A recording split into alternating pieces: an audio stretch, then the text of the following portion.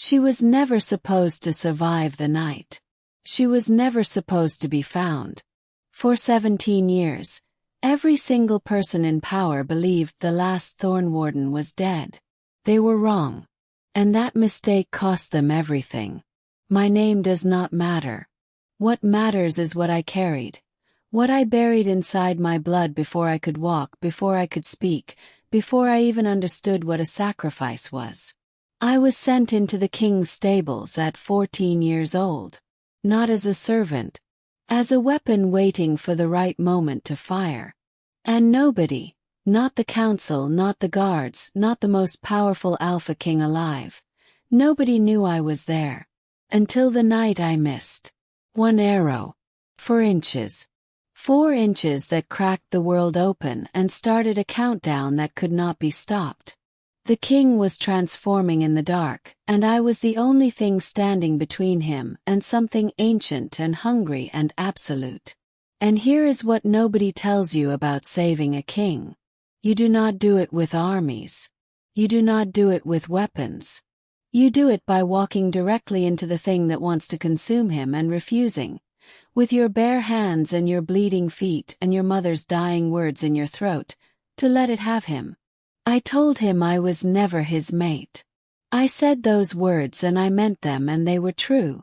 And they were the most important lie I have ever told. Because the real secret, the one Lord Cavendus spent 14 months trying to destroy, the one my mother hid inside my bones before she died, the one the king himself did not discover until the door between the living world and the hunger was already swinging open, was so much bigger than a mate bond. So much older. So much more terrifying. And the moment he finally saw what I was actually hiding, the moment the truth landed in his silver eyes and he understood exactly what was standing in front of him, I watched the most feared alpha king in 6 territories go completely, utterly still. Not because I was dangerous. Because he realized I had come there to die for him. And he refused to let me. What happens next broke something in me when I first heard it. And I promise you, I absolutely promise you, that if you leave this video right now, you will spend the rest of the day wondering what you missed. Because this is not a story about a king being saved. This is a story about a girl who was built to be forgotten. And the one person in the world who refused to forget her. You need to hear how this ends. The arrow hit the Alpha King in the throat at midnight. Not deep enough to kill him. Deep enough to wake the curse. Saoirse felt it before she saw it. A vibration in the frozen ground beneath her bare feet. A low seismic wrongness that traveled up through her ankles, her spine, her teeth. The Blackwood Forest exhaled something ancient and rotten. Like a grave torn open from the inside. Pine needles sliced her soles as she sprinted through the dark. The cold so vicious it turned each breath into a blade she swallowed whole. Behind her something screamed. It was not a human scream, and it was not a wolf's howl. It was both, braided together in a sound that made every bird in the canopy explode upward in a single black cloud. As if the sky itself was fleeing. Saoirse did not stop. She could not stop. Because she had been the one to fire the arrow. Not to kill him. Never that. She had aimed for the silver-tipped collar locked around his neck. The warden's collar, forged 3 centuries ago to suppress the blood curse running through the Ashvane royal line. She had missed by 4 inches. 4 inches that had just ended the world as she knew it. The ground behind her cracked. She threw herself behind a massive oak and pressed her back to the bark, which was rough and damp and smelled of cold sap and old moss. She heard him before she saw him. Heavy, uneven footfalls that shook loose clumps of frozen earth, a guttural sound between breathing and growling that no living thing should make. Then silence. A silence so complete that the forest seemed to hold itself in suspension, waiting. She looked. King Evander Ashvane stood 40 feet away in a shaft of blue moonlight, half transformed and horrifying. His court leathers had split at the shoulders.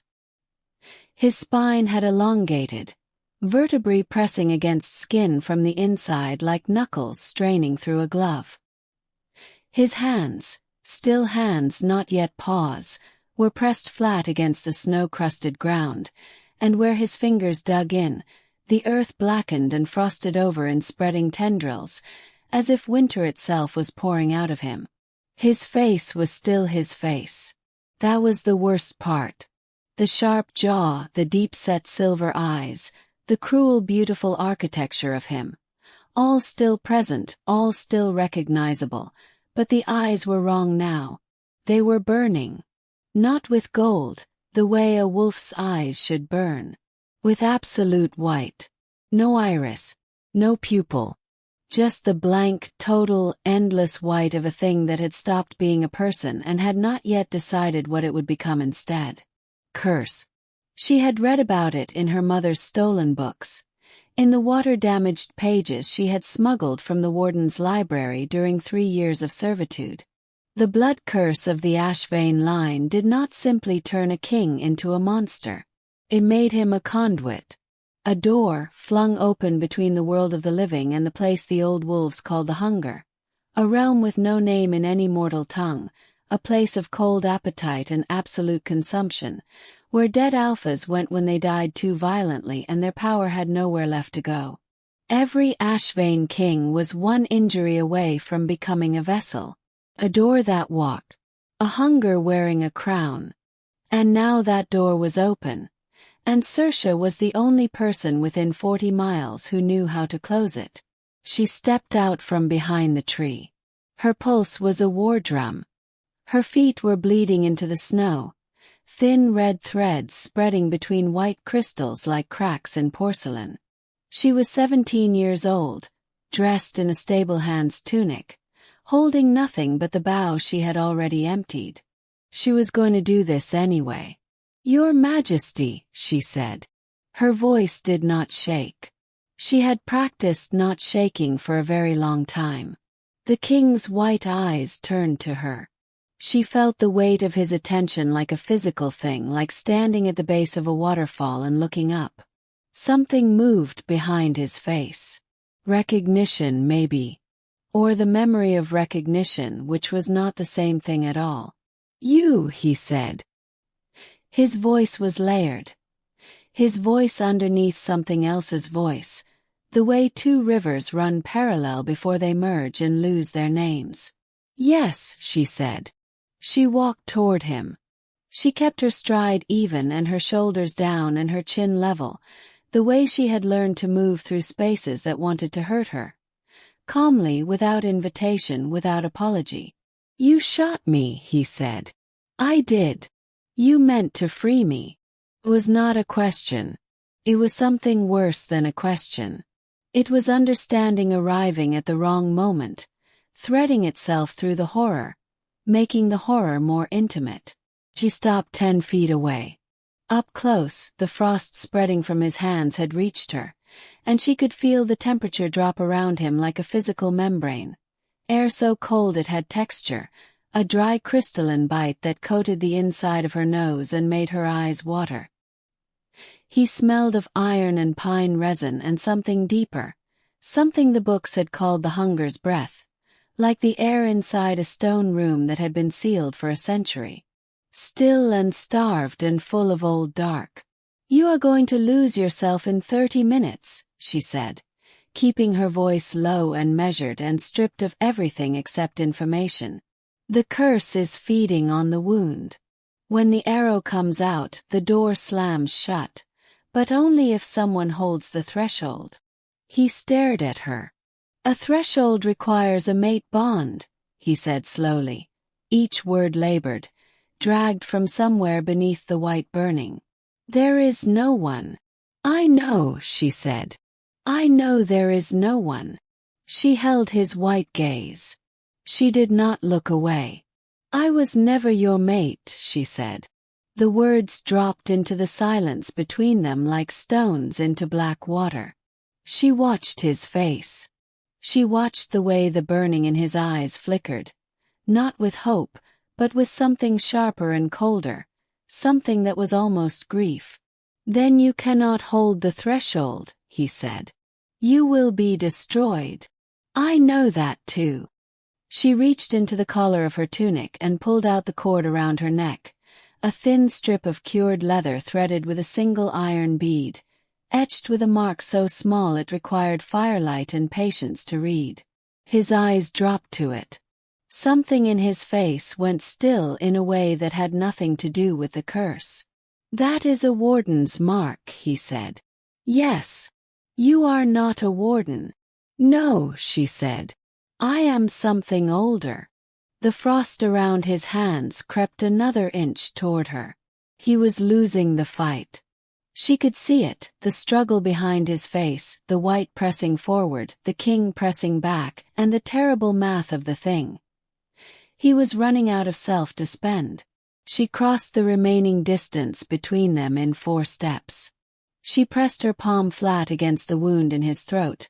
Warm blood, immediately, shocking and thick, the copper smell of it flooding her sinuses.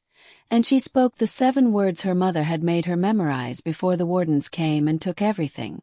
She had never told anyone what those words were. She had never told anyone what she was. Because what she was would have gotten her killed at 6 years old. And she had always intended to be useful before she was ended. The 7 words were not in any living language. They were older than the pack system, older than the curse.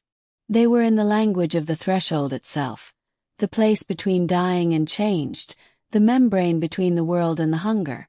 And when she spoke them, she felt the sound leave her body and enter the ground and travel outward like a shock wave through the roots of every tree in the Blackwood. Every single tree groaned. The frost stopped. The king went rigid. The white in his eyes began, slowly, fractionally, agonizingly, to recede. And in its place, in the returning silver, she saw the moment he understood.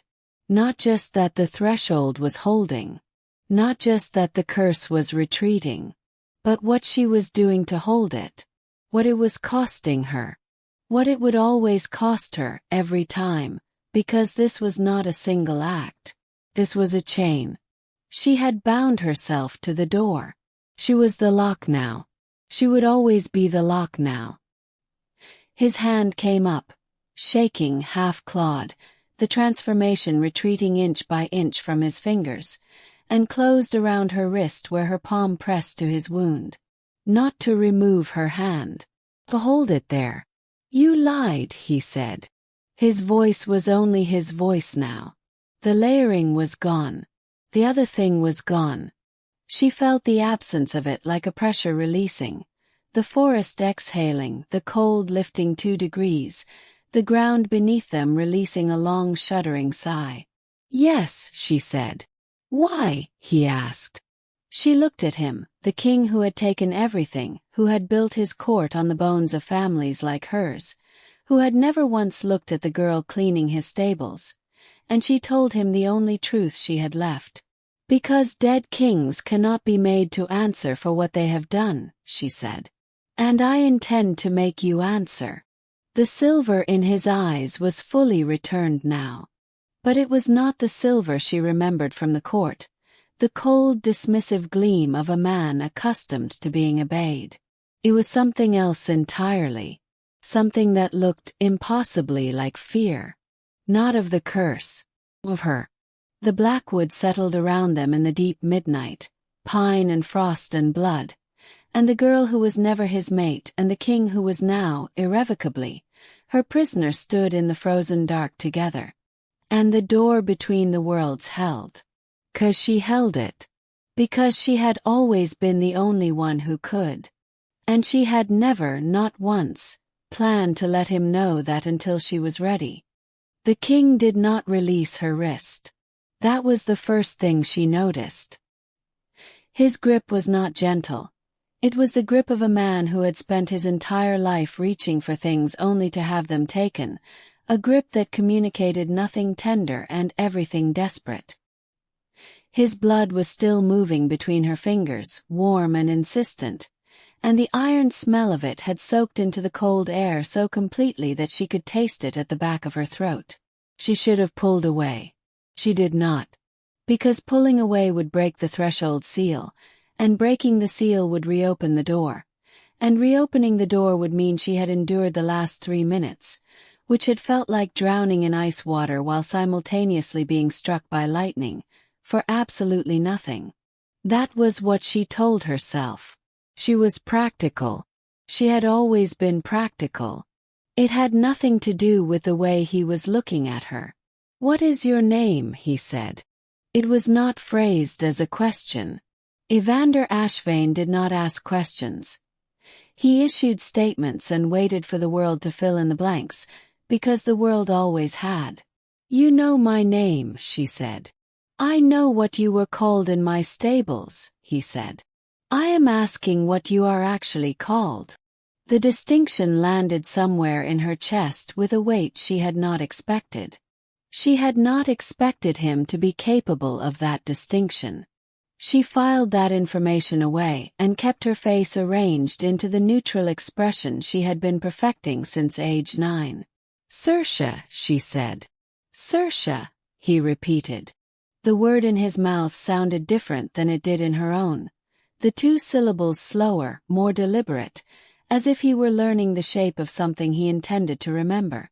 She did not like how that felt. She focused on the wound instead. The bleeding was slowing. But the arrow was still lodged in the muscle of his throat, just below and to the right of his jaw, and she could feel the silver tip of it through his skin, a faint metallic cold that pricked her palm like a thorn. Silver was poison to his kind. To her kind it was simply cold. Another thing she had never told anyone. "I need to remove the arrow," she said. "If I remove it and you do not hold still, you will bleed faster than the threshold can compensate, and we will have a different and significantly worse problem." "I am capable of holding still," he said. "You were not capable of it 40 seconds ago when you were splitting the earth with your hands and screaming in 2 voices," she said. Something moved across his face. It might have been embarrassment. On the Alpha King of the Ashvane line, embarrassment looked like a fault line, something structural, something that was not supposed to be visible, made briefly visible by an event too large to conceal. "That was the curse," he said. "I am aware," she said. "I am removing the arrow now. Do not move." She did not wait for his permission. She had spent 3 years waiting for his permission to exist in his spaces, and she was finished with that particular posture. She gripped the arrow shaft with her free hand. Her right hand, her wrist still caught in his left, and she pulled. The sound it made was wet and brief and terrible. He did not scream. He made a sound through his teeth that was not a scream but occupied the same space a scream would have occupied, contained by force of will and nothing else. His grip on her wrist went, for one moment, crushing. She felt the small bones shift. Then he released the pressure. Not her wrist, just the pressure. She held the arrow in her fingers and looked at it. Silver tip, black-fletched, her own make, assembled in the loft above the stables during the 40 minutes each night when the grooms left for supper and she was briefly, blessedly alone. She had made 17 of these. She had needed only one. One that missed. She dropped the arrow into the snow. The blood from the wound began to move again. Faster now, freed from the obstruction, and she pressed her palm back to his throat immediately, sealing the warmth of it against her skin. She spoke 2 words this time. Just 2. The older language again, rougher in texture than speech. More like a sound the body makes involuntarily than anything deliberately formed by a tongue and teeth. The wound beneath her hand went hot. Then still. The bleeding stopped. Not the slow stopping of natural clotting. The immediate, total stopping of something knit closed by a force that had no interest in the usual timeline of healing. She lifted her palm. The wound was sealed. Not scarred, sealed as if it had never been, leaving only a faint silver-white line in the dark skin of his throat, thin as a thread, curved slightly like a crescent. He looked down at her hand, then up at her face. "You are a Thornwarden," he said. The word landed in the cold air and did not dissipate. Sat there, heavy, pacific. The kind of word that, once spoken aloud in the presence of the wrong ears, became a sentence. "Do not say that word again," she said very quietly. "Not here. Not anywhere. There have not been Thornwardens since your grandfather had them all killed," she said. "Yes. I am aware of the timeline." Silence. The Blackwood pressed in around them, the tall pines breathing cold sap and dead bark, the snow unmarked except for her bloody footprints and the blackened earth where his hands had been, the moon overhead watching through the branches with the indifferent patience of something that had watched worse. She became aware, for the first time since she had stepped out from behind the oak, that she was shaking. Not obviously. Not in her hands or her voice, those she had long since learned to govern. But deep in her core, somewhere below the ribs, a fine and continuous tremor that was the body's honest report on the last 10 minutes, delivered without her permission. Cold. Fear. The particular exhaustion of maintaining the threshold, which was not like physical exhaustion but like something being drawn from a place inside her that did not refill quickly. She had not held a threshold since she was 14, when her mother made her practice on a dying wolf at the edge of their village. A stranger, no one she knew, a young male who had been cursed by a boundary dispute and was going to the hunger whether she intervened or not. Her mother had stood behind her and spoken instructions in the old language, and Saoirse had held the threshold for 11 minutes before the wolf either crossed or did not cross, and the question became irrelevant. Afterward she had slept for 16 hours. Tonight she had held the threshold for less than 3 minutes, and she had done it on a living king mid-transformation, which was categorically different and significantly more expensive, and she was going to feel it tomorrow in ways she could not fully predict yet. But tomorrow was tomorrow. Right now there was the forest, and the king, and the sound she was beginning to register beneath the pine wind. She heard them before she understood what she was hearing. Movement. Organized movement.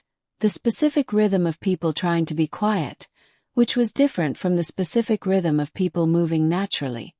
And she had learned to distinguish them in this forest over 3 years of nighttime excursions she was not supposed to be making. She turned her head 40 degrees to the east. Evander heard it a half-second after she did.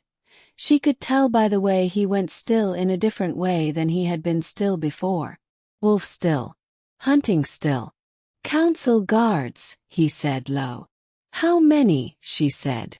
8 by the sound of it. Maybe 10. She calculated. 8 to 10 council guards, carrying torches by the smell of it. Pine resin and burning oil drifting on the wind ahead of them, moving through the eastern approach. The council. Course. The High Council of the 6 territories had been waiting for this moment for 11 years. Since Evander took the throne at 16, they had been waiting for the curse to surface, because the curse surfacing meant the king was compromised, and the king being compromised meant the treaty that protected his line from council intervention was void. And the treaty being void meant the 6 territories reverted to individual governance under council control. Which was what they had always wanted. Which was what her mother had always known they wanted. Which was why her mother had sent her here 3 years ago with a false name and a stable hand's references and 14 years of preparation compressed into a girl who knew how to make herself invisible until the moment she chose not to be. She turned back to the king. He was already looking at her. "They cannot find you here," he said. "If they find you here with me after what just, they will know what you did. They will know what you are." "I know," she said. "Can you walk?" He blinked. The question clearly landed in an unexpected place. Not because it was complex but because it was the kind of question no one asked Evander Ashvane. The kind that implied he might be less than fully capable. The kind that treated him as a person in a body rather than a symbol on a throne. "Yes," he said after a fraction of a second. "Then we need to move west. There is a groundskeeper's cache 200 yards from here. Sealed below grade. Not on any council survey map because I buried it myself 8 months ago." He stared at her. "You buried a cache in my forest," he said. 8 months ago." "Yes. In preparation for tonight." "In preparation for a night like tonight," she said. "I did not know precisely when the arrow would miss." The sounds to the east were getting louder. A voice, male, clipped, accented with the flat vowels of the Northern Territory, called out an order she could not fully make out over the wind, but the word she caught was enough. Contain. They were not searching. They were surrounding. She grabbed the king's arm. He moved. She gave him credit for that. He did not pause to negotiate or demand an explanation or assert his authority over the situation. He simply moved, falling into step beside her as she navigated the dark by memory and the faint magnetic pull she had always felt in wild places, the deep earth sense that her mother had called ground reading and that the Warden texts called something in the old language that translated, roughly, as knowing where the bones go. She ran and he ran beside her and the forest closed around them, the pines massive and black on either side, the snow muffling their footfalls to near nothing, her blood still printing red into white with every step. She ignored the pain. Pain was information and she had received it. Now it could wait. The cache was where she had left it. A flat stone the size of a shield, half buried in the roots of a twin-trunked pine, marked with a scratch that looked like natural wear and was actually the 7th letter of the old alphabet. She dropped to her knees, the cold mud soaking through her thin trousers immediately, a shock of wet and freeze, and found the iron ring buried beneath the stone's edge. She pulled. The cache opened. A shallow depression, pine sealed to keep the damp out, lined with oilcloth. Inside, a healing kit, a change of clothes for both of them. She had accounted for both eventualities, both a scenario where she approached the king beforehand and a scenario where events moved faster than planning. 2 canteens, a map, and a small iron case. She grabbed the clothes first and shoved his at him without looking. "Change," she said. "The blood is visible in torchlight from 30 feet. You prepared clothes for me," he said. "I prepared for the possibility of you," she said. "Change." She pulled on the heavier shirt and coat over her own without bothering to remove the bloodied tunic beneath. No time, no privacy, no patience, and was toning the coat when she became aware that he had not moved. She looked up. He was holding the plain dark clothing she had given him. Rough spun, unadorned, the kind of thing a woodsman or a courier would wear, and looking at it with an expression she could not immediately categorize. It was not offense. It was not confusion. It was something quieter and more complicated than either. "No one has ever prepared for me," he said. "Not for this. Not in this way." The acknowledgement in his voice had no armor on it. It was simply present, stated plainly, the way a person states a fact about geography or weather, matter of fact and devastating in equal measure. She felt something move in her chest that she did not have time for and did not intend to examine. "You have 30 seconds before those guards complete the western pinch," she said. It changed. He was faster than she expected. Efficient, unself-conscious, the movements of someone long accustomed to dressing in environments where privacy was a luxury. She looked away anyway. When she looked back, he was buttoning the rough coat and he looked wrong in it and right in it simultaneously. The posture still unmistakably his, the upright spine, the set of the shoulders, the quality of stillness that kings were like a second skeleton. But the clothes stripped away the visual language of power and left something underneath that was simply a man. A large, dangerous, complicated man who was looking at her with silver eyes that had seen the inside of the hunger and come back, and who had not, she realized, asked her a single question about herself that was not completely honest. She closed the cache and covered the stone. She picked up the iron case last. "What is that?" he said. "Insurance," she said. She did not elaborate.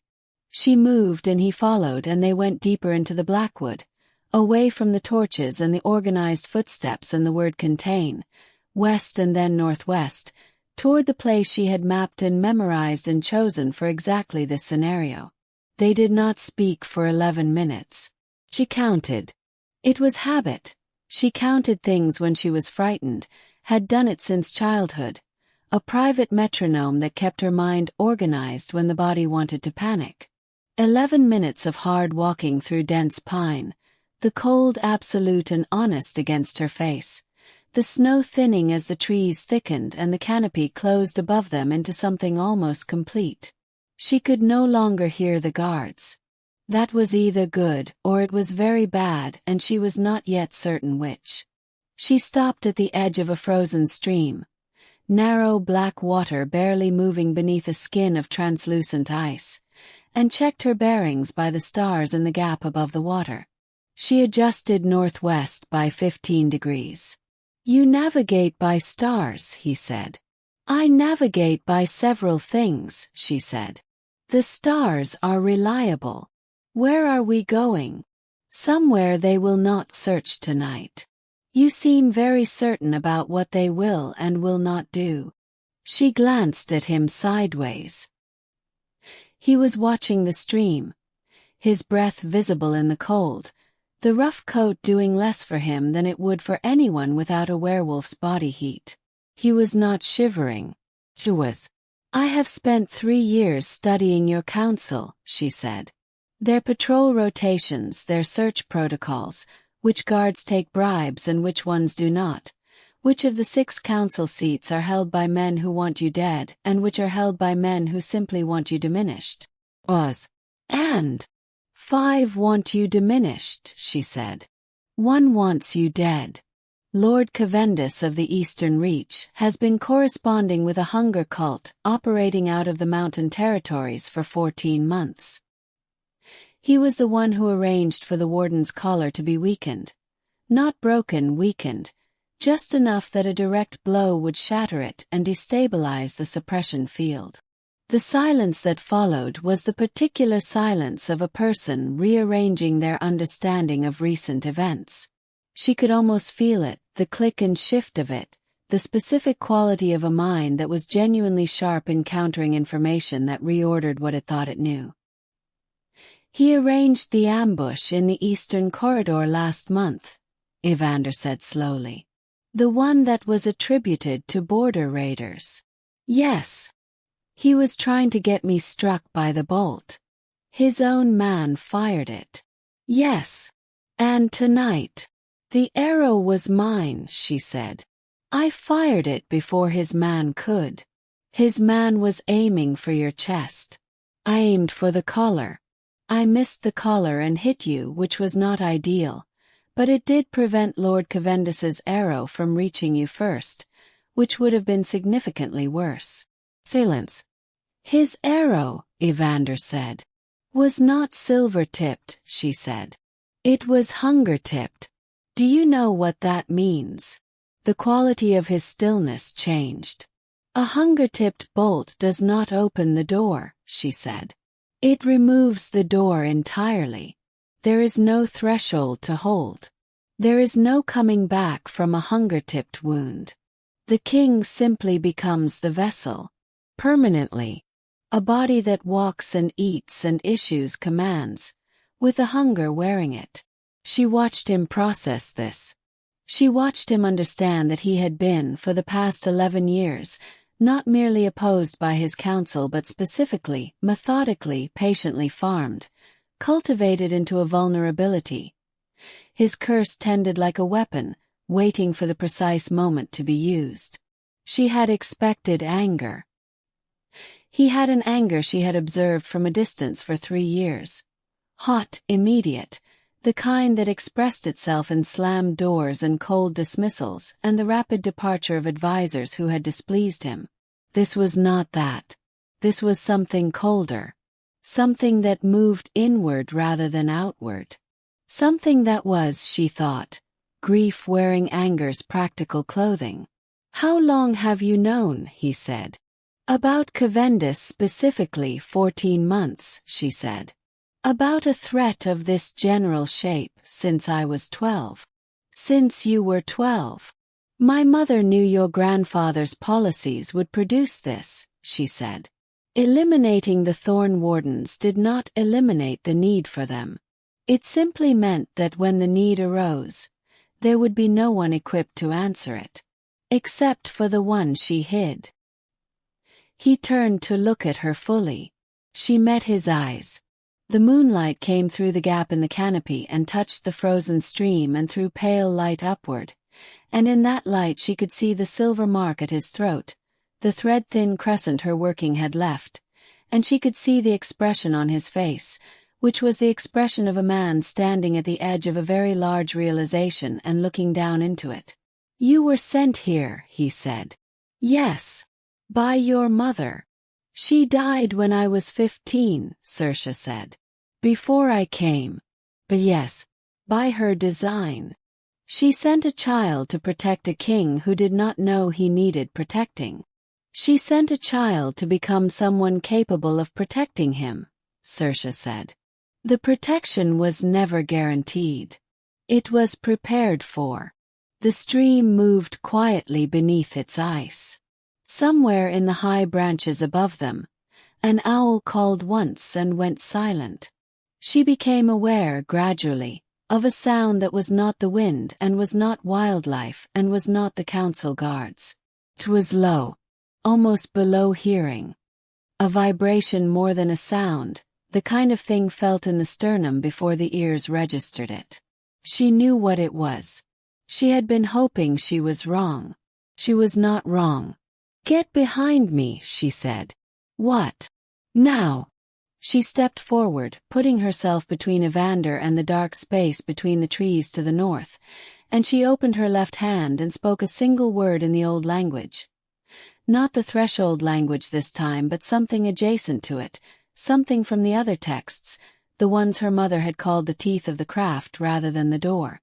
The air in front of her fingers went briefly luminous. Not brightly. A faint silver blue, the color of ice in deep shadow, lasting less than a second before it absorbed into the darkness. But it had been enough. Enough to read the signature. She exhaled slowly.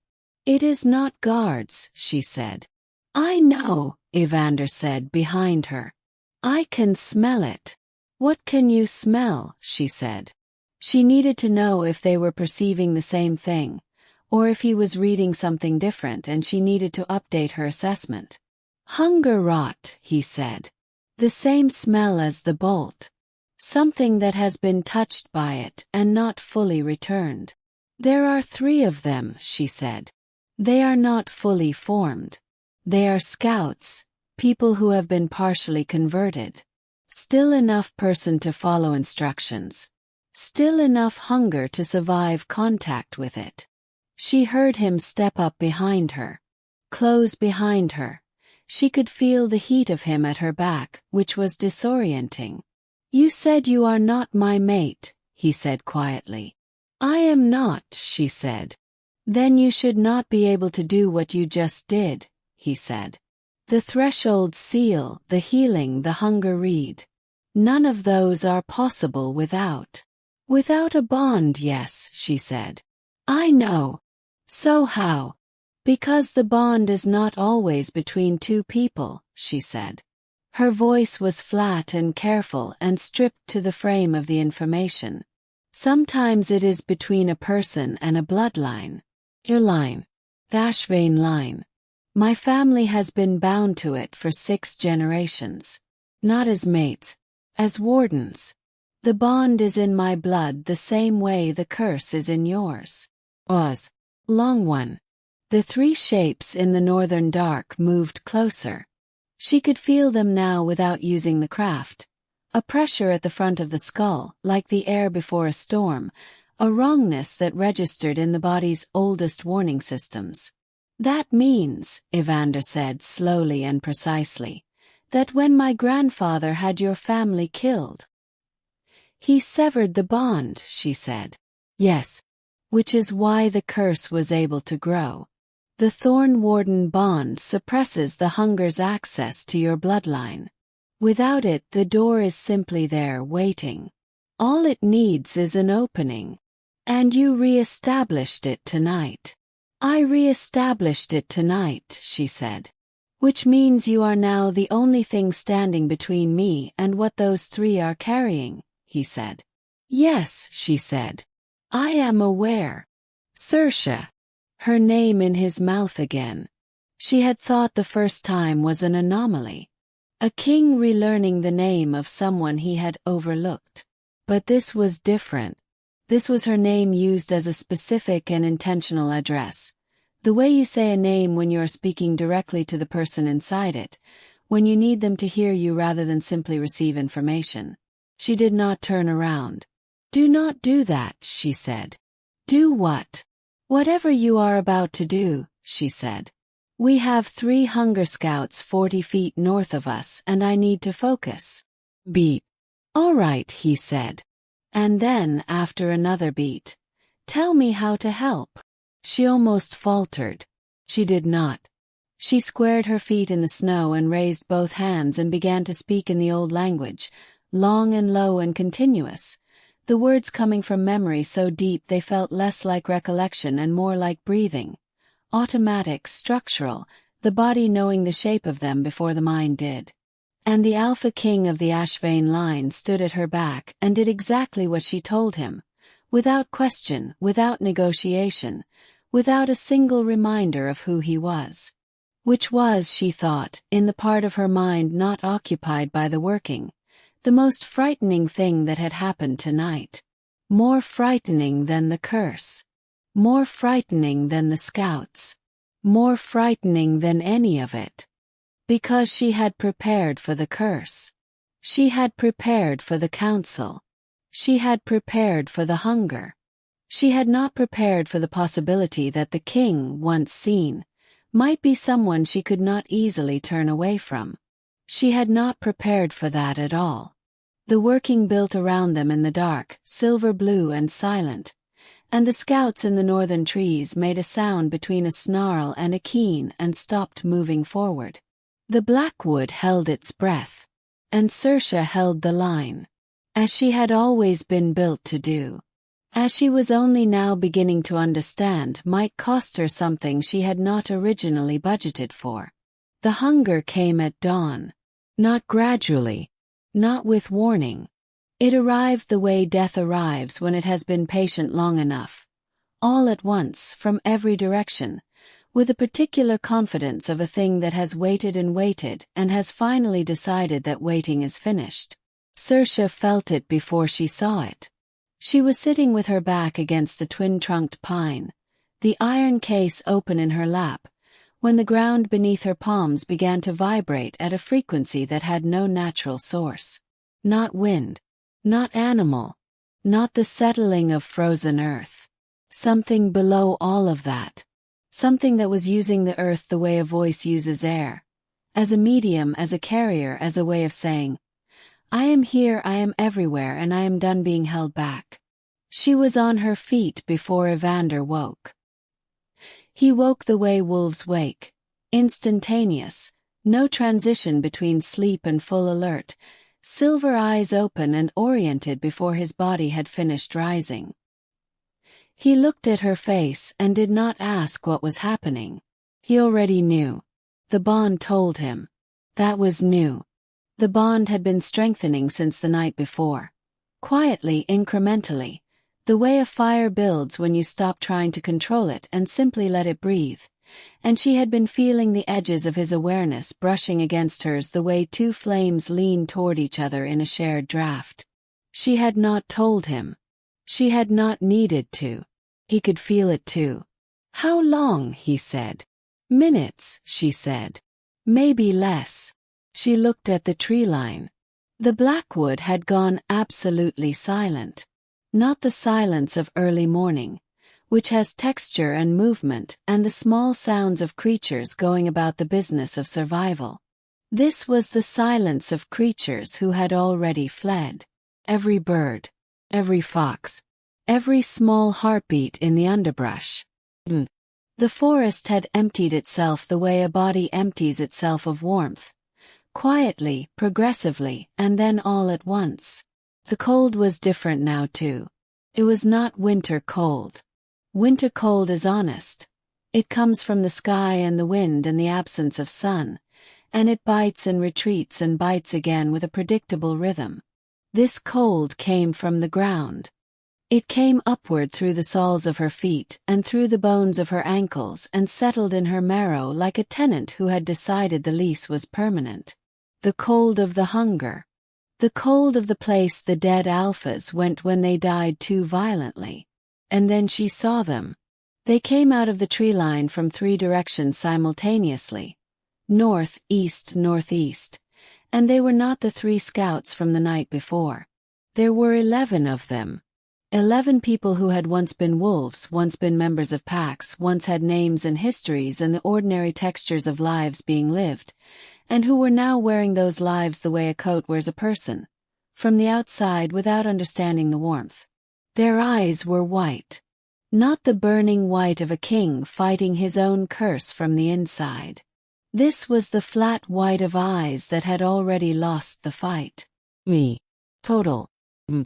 Behind them at the tree line stood Lord Cavendus.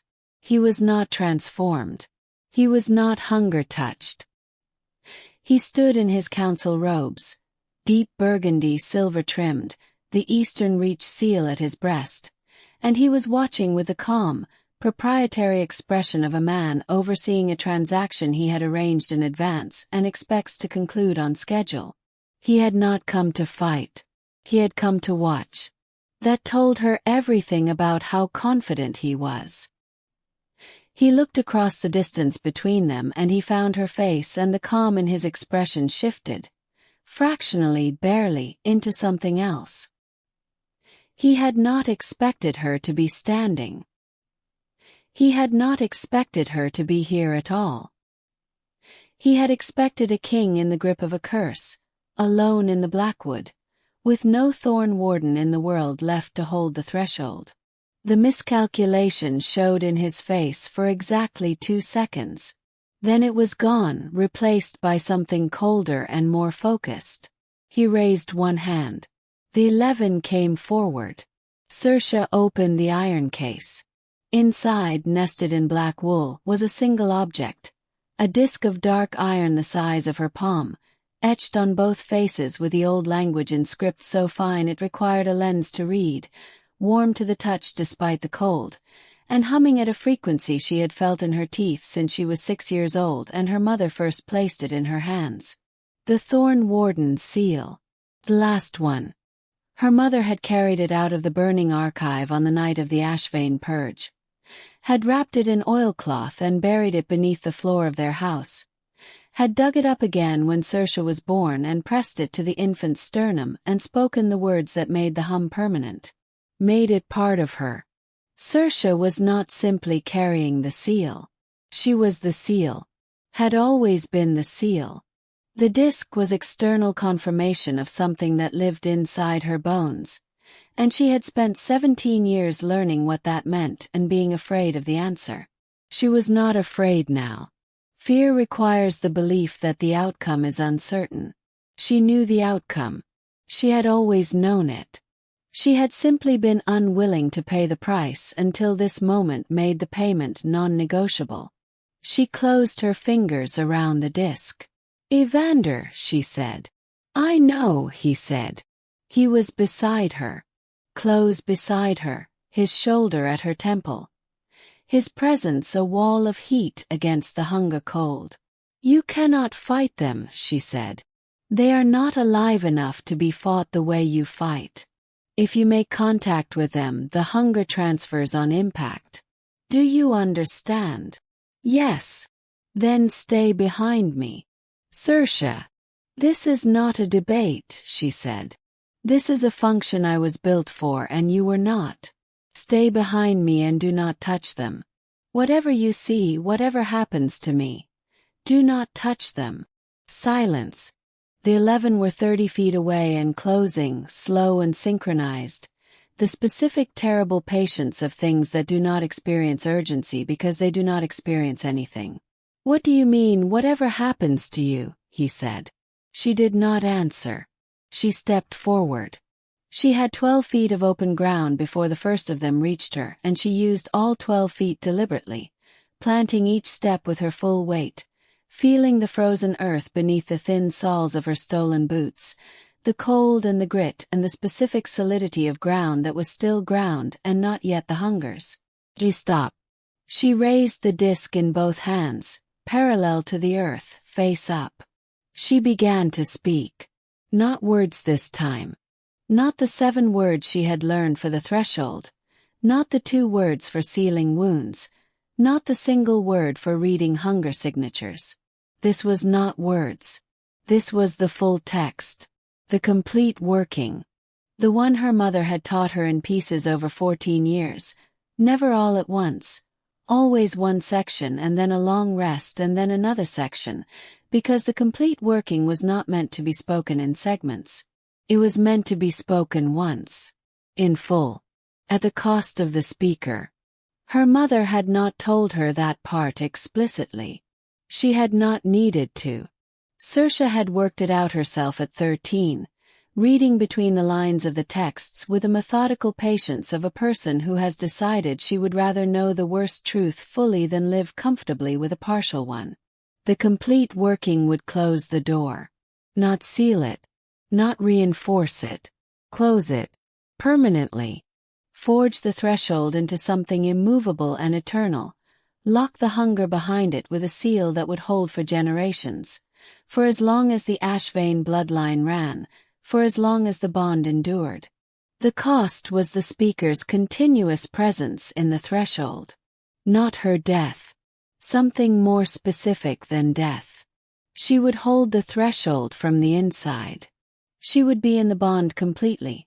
Not alongside it, not tethered to it from the outside, but inside it, woven into the structure of it, present in the Ashvane bloodline the way the curse had been present, invisibly, permanently, felt rather than seen. She would be alive. She would simply no longer be here.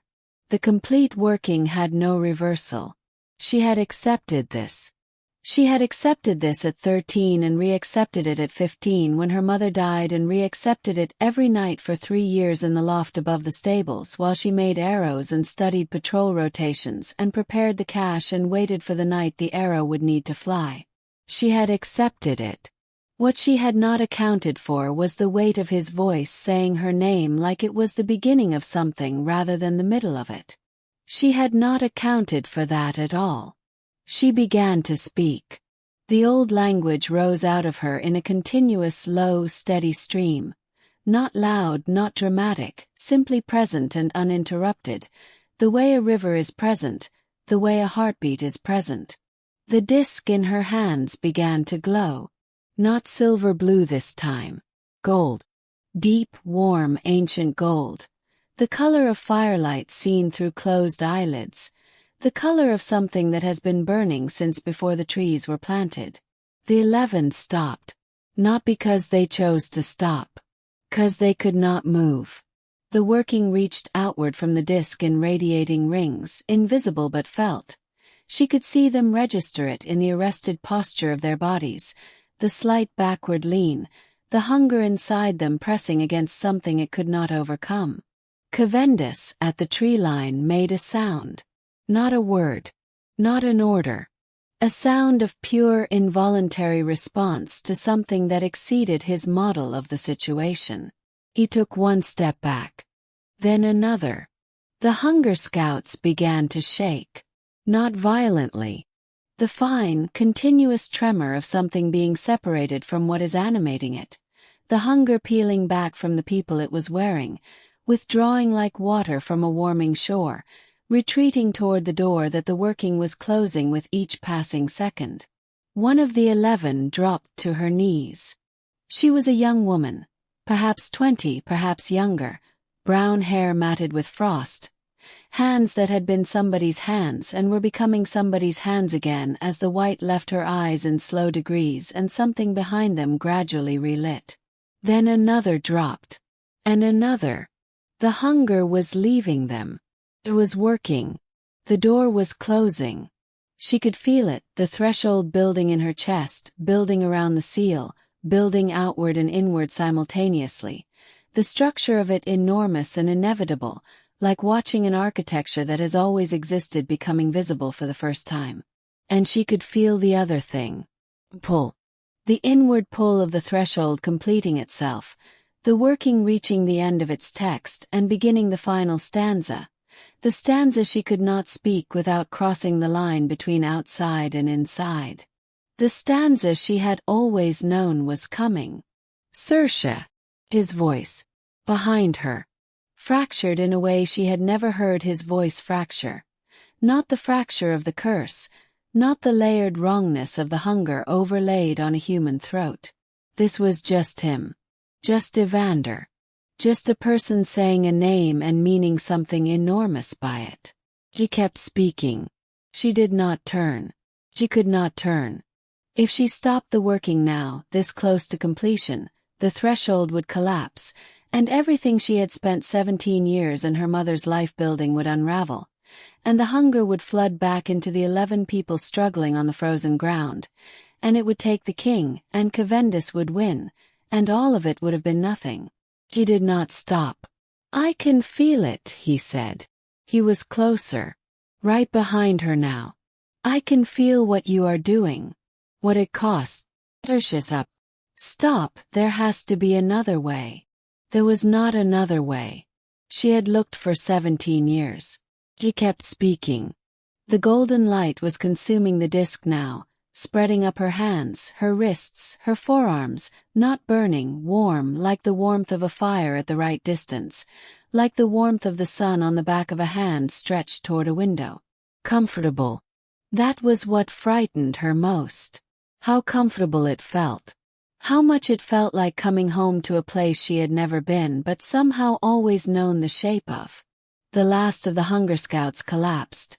Gently, all 11 of them, like things that had been held up by tension, suddenly released, crumpling into the snow with the graceless, total relief of people who had been somewhere terrible and were allowed, finally, to leave it. Cavendus ran. She registered it peripherally. The flash of burgundy at the tree line, the sound of his retreat through the underbrush, rapid and undignified. He would be found. He would be answered. She had left documentation. She had always left documentation. She was thorough. She was her mother's daughter. The final stanza was 3 lines. She spoke the first. The threshold locked around her like an embrace. She spoke the second. The golden light reached her shoulders, her throat, the line of her jaw. Saoirse, look at me. She closed her eyes. If she looked at him she would not finish. She knew herself. She had always known herself. She could endure anything she did not look at. She had learned that in a burning village at age 6, and she had carried it as an operating principle for 11 years. And it was true, it was reliable, it had never failed her.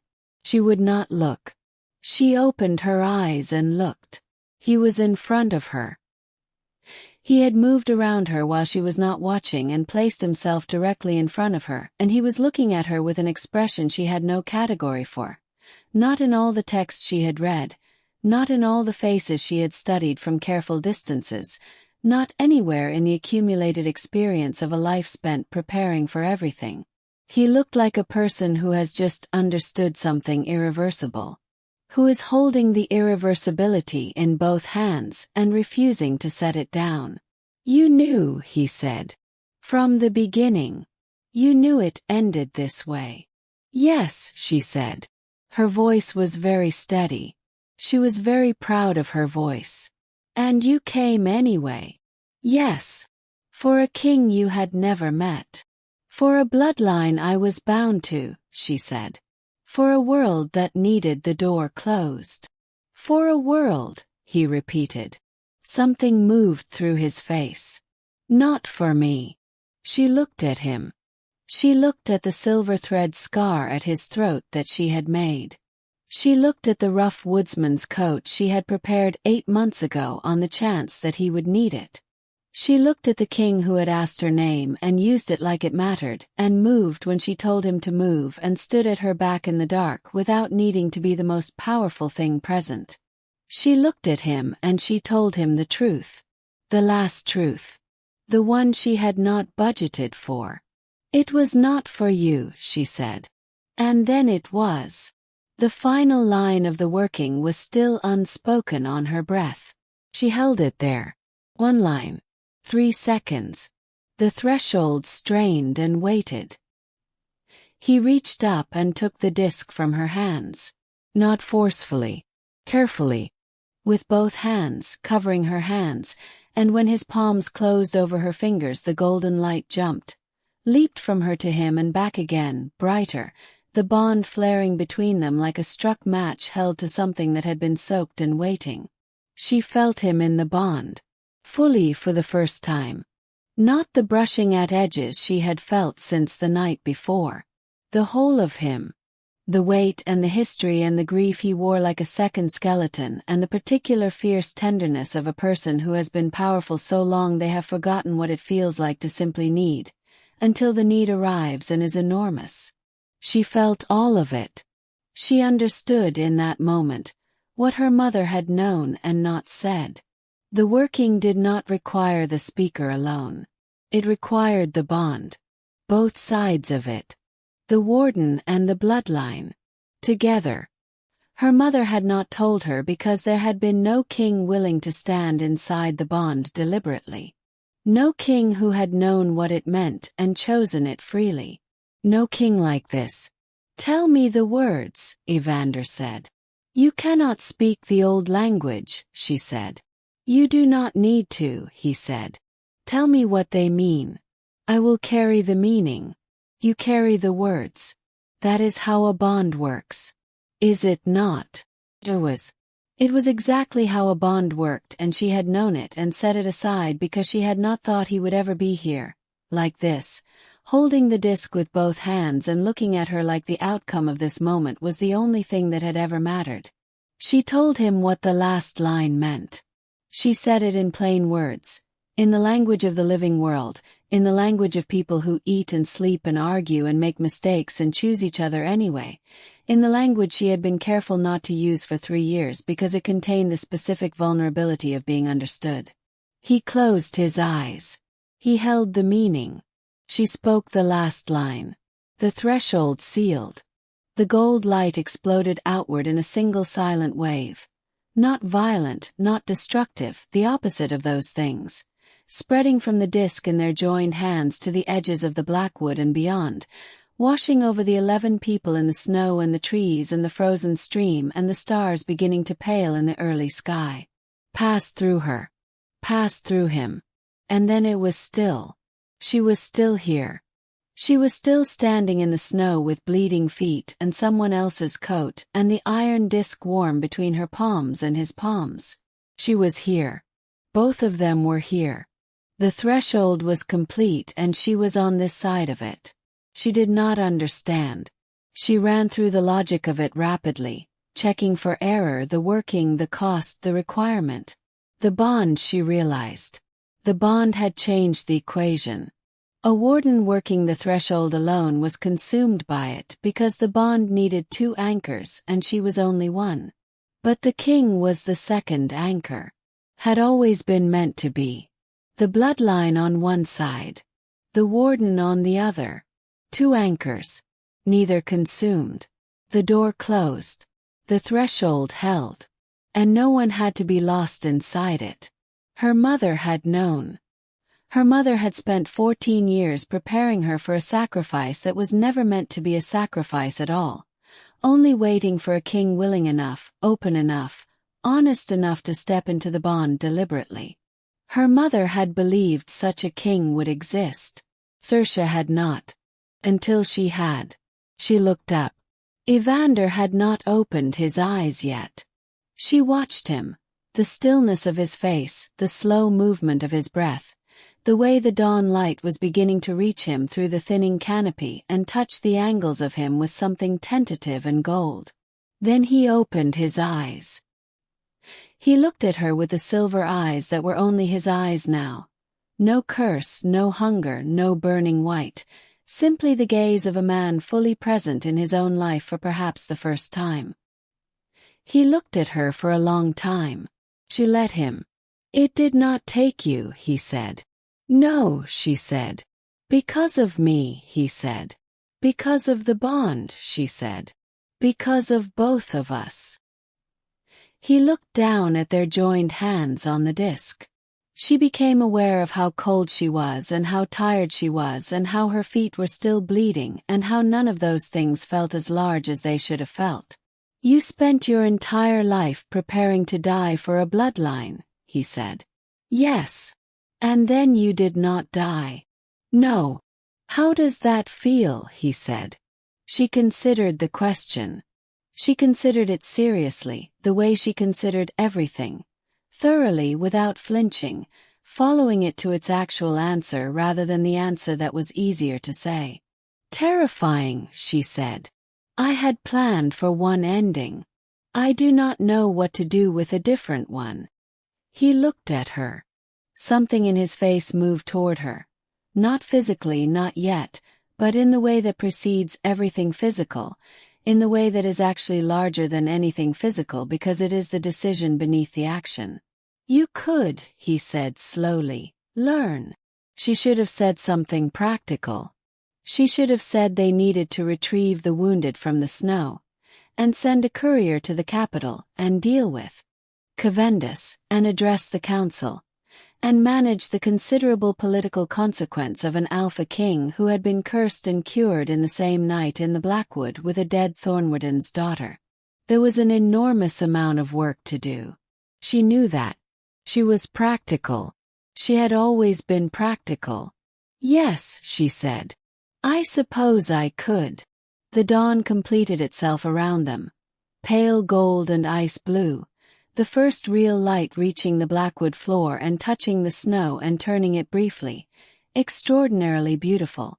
The 11 wolves in the clearing were beginning to stir. Confused, cold, themselves again, reaching for one another with the cautious wonder of people who had been somewhere terrible and were only now beginning to believe they had returned.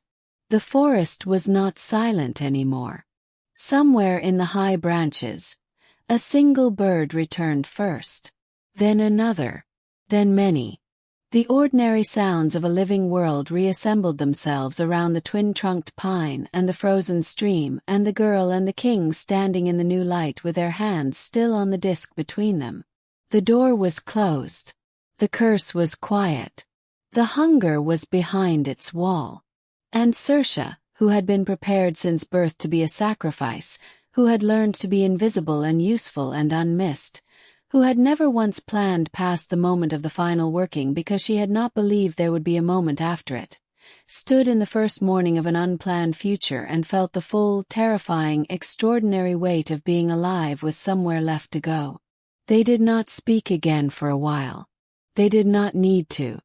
The bond was between them and the bond said everything that needed saying, warm and steady and present, the way foundations are present. Not loudly, not constantly visible, but absolute. The kind of thing you only notice when you stop and put your hand to the floor and feel it holding. And this is how the last Thornwarden and the cursed king were remembered.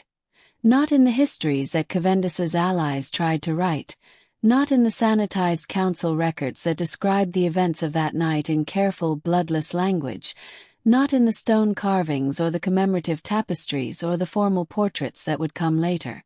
They were remembered in the bond itself, in the warmth that ran through the Ashvane line for every generation after, the inexplicable steadiness that their descendants would feel in moments of extremity. A hand at the back, a warmth in the sternum, a sense of being held upright by something old and faithful and completely unwilling to let go. They were remembered the way all truly important things are remembered. Not in monuments but in the continuing fact of the world they made possible. Not as a king and his protector. Not as a bloodline and its warden, but as two people who met at the edge of an ending and chose, with clear eyes and full understanding of the cost, to build a beginning instead. And the door held. And the door held. And the door held.